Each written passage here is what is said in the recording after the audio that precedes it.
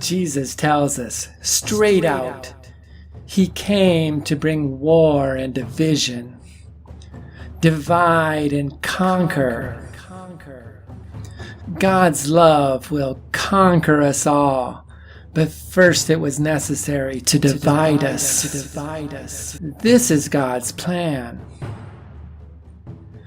God is love, and love is world peace. So when God's love has conquered us all, we will have world peace.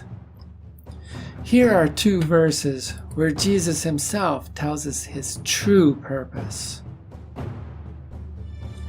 Matthew 10:34. Think not that I am come to send peace on earth. I come not to send peace, but a sword. Luke 12:51. Do you think that I have come to give peace on earth? No, I tell you, but rather division. There is absolutely nothing in this statement that says there will not be world peace. Nothing. The statement only tells us what was Jesus' purpose at the time. Let me tell you a story that will help make this more clear for you. Long ago, the king of Babylon had a dream which showed us what was God's plan for the future of mankind. A dream that predicted the coming of world peace. Daniel chapter 2 tells the story. Kind of a bizarre story. The king tells his dream interpreters that he had a dream, but he doesn't remember what it is. And that if they don't tell him what the dream was and interpret it for him, he'll have them all killed. Sounds like a really nice guy, doesn't it? Well, to be fair, it was a dream about world peace after all. An extremely important dream. Daniel tells the king the meaning. The dream gave a list of future kingdoms which would rule most of the known world, and what would come after. The king dreamed of a great statue with a head of gold, chest and arms of silver, belly and thighs of bronze, legs of iron, and feet and toes of iron mixed with clay. Babylon was represented as the head of gold. After Babylon came Medo-Persia, represented by the chest and arms of silver. Then Greece as the belly and thighs of bronze. And then Rome. The dream has Rome as two legs, probably because Rome stood on two legs. The Western Roman Empire and the Eastern Roman Empire. One very powerful, united empire called Rome. After Rome comes 2 feet of iron mixed with clay. These are represented by the Roman Catholic Church, which is a continuation of the Western Roman Empire, and the Orthodox or Eastern Orthodox Church, which is a continuation of the Eastern Roman Empire. Even to this day, when they crown a king or queen, it is often done by a bishop or the pope. It is the church that actually gives the new king or queen authority. So powerful was the Roman Empire that it actually is embedded in the very clay of the earth. Remember Jesus, the guy who came to bring division? He was born in Rome, and after Rome, there was nothing but division. Therefore, Jesus did his job well. Here is what Daniel says about what comes after Rome, after Jesus. Daniel 2:41. And whereas thou sawest the feet and toes, part of potter's clay and part of iron, the kingdom shall be divided. But there shall be in it the strength of the iron, for as much as thou sawest the iron mixed with miry clay. And as the toes of the feet were part of iron and part of clay, So the kingdom shall be partly strong and partly broken. And whereas thou sawest the iron mixed with miry clay, they shall mingle themselves with the seed of men, but they shall not cleave one to another, even as iron is not mixed with clay. This mingling with the seed of men is describing how the royal families of the world used to intermarry to try to create unity, to try to hold it all together. But it wouldn't stay together, no matter what they did. In the very next verse, Daniel tells us about the coming of world peace. Daniel 2:44. And in the days of these kings shall the God of heaven set up a kingdom which shall never be destroyed. And the kingdom shall not be left to other people, but it shall break in pieces and consume all these kingdoms, and it shall stand forever. See, here God is talking about world peace, one kingdom encompassing the entire earth, a kingdom which shall not be left to other people, specifying a system of society which has no ruler. It shall break in pieces and consume all these kingdoms, telling us how the other kingdoms will all be destroyed, and they will be divided and destroyed from within, possibly without war. It shall stand forever, telling us that this is everlasting world peace. So why did Jesus come to bring division? Ever hear the phrase divide and conquer? When a nation acts as one, it is strong. And when it is divided, it becomes weak and can be destroyed easily. In order for world peace to come about, the old system has to be destroyed. And it can only be destroyed by this division that Jesus brought. Without that division, there would be one massive world empire right now. And we'd all be living under its tyrannical rule. We would all worship the emperor. And those who even talk of freedom would be put to death. At that point, it would be impossible to destroy it. You may be asking yourself, does God really want to destroy all the kingdoms of the earth? Long ago, the people of Israel asked God's prophet Samuel for a king. 1 Samuel 8:6. But the thing displeased Samuel when they said, "Give us a king to judge us." And Samuel prayed to the Lord. And the Lord said to Samuel, "Obey the voice of the people in all that they say to you, for they have not rejected you, but they have rejected me from being king over them."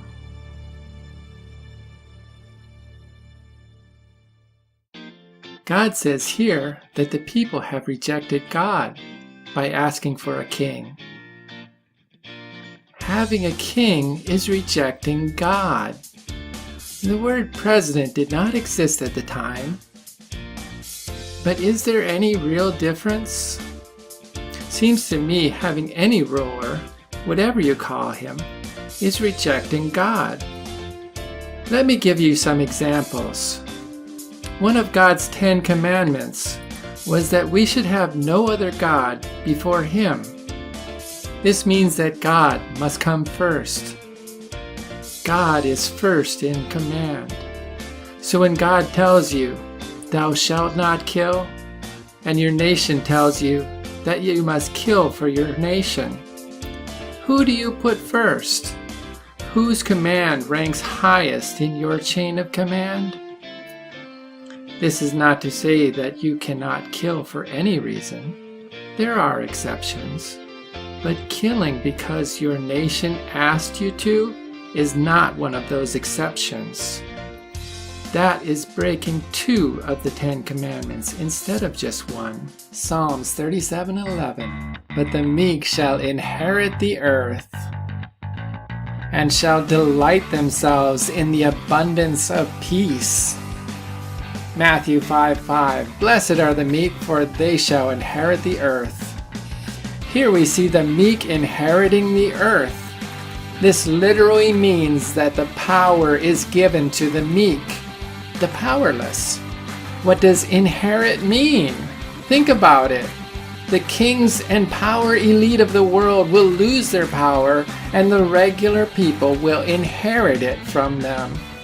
This is talking about world peace. World peace requires a balance of power. No person too rich or powerful. No person too poor or powerless. The powerless must be made powerful.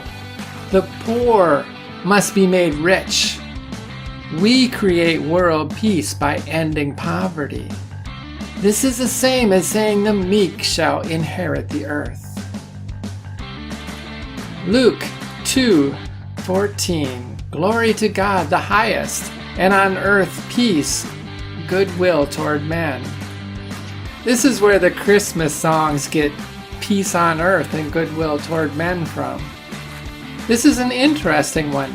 Did you know that both the King James Version and the New King James Version say this? But all other versions say something totally different, like peace to those of goodwill, which completely eliminates world peace from it and destroys the meaning altogether. They justify this because of a change of only one letter in the word goodwill in the original text. The people who translate the text do not live in a vacuum. When they read the text, the message they hear is greatly influenced by the current thinking of the time. So if the current thinking is that only people of goodwill deserve peace, then that is the message they hear when they translate it. This is not about inner peace, because it specifically says, on earth peace. Clearly they are talking about peace in the real world, not in our minds. That one letter change made the word goodwill possessive, sort of like adding an apostrophe S to the end of goodwill. Like saying, goodwill owns mankind, or mankind belongs to goodwill. I believe this is stating the cause of world peace is the goodwill of mankind. See, here's more of that wonderful division going on. It only takes one letter to divide people. The word man is defined as a human being of either sex, a person. So when we say a man of God, it could be a man or a woman. You've heard the saying, God is love? Well, you should know that love is world peace. Does this mean a man of God is a man of world peace? Jesus tells us in Matthew 5:9, Blessed are the peacemakers, for they shall be called the children of God. Children of God and men of God are pretty much the same things, right? While Jesus does not specifically say world peacemakers, he does say peacemakers. There is some room for interpretation, but my interpretation says that we should not call someone a man of God or a child of God unless that person is promoting world peace as Christ suggested. Likewise, I think if someone promotes mostly hatred, we should not be calling that person a man of God either, because God is love. A man of God has to be a man of love and a man of world peace. Imagine what would happen if the moment a preacher started to preach war or hatred, everyone in that church would get up and walk out and never return to church. How could war exist in such an environment? Many of our preachers do not even know where to find world peace in the Bible, but it is really not so hard to find. Here we see it written on the wall of the United Nations Plaza in New York. Isaiah 2:4. And he shall judge among the nations, and shall rebuke many people, and they shall beat their swords into plowshares, and their spears into pruning hooks. Nation shall not lift up sword against nation, neither shall they learn war any more. Here's a bronze sculpture presented to the United Nations in 1959 by the Soviet Union, showing a man making a plowshare out of a sword.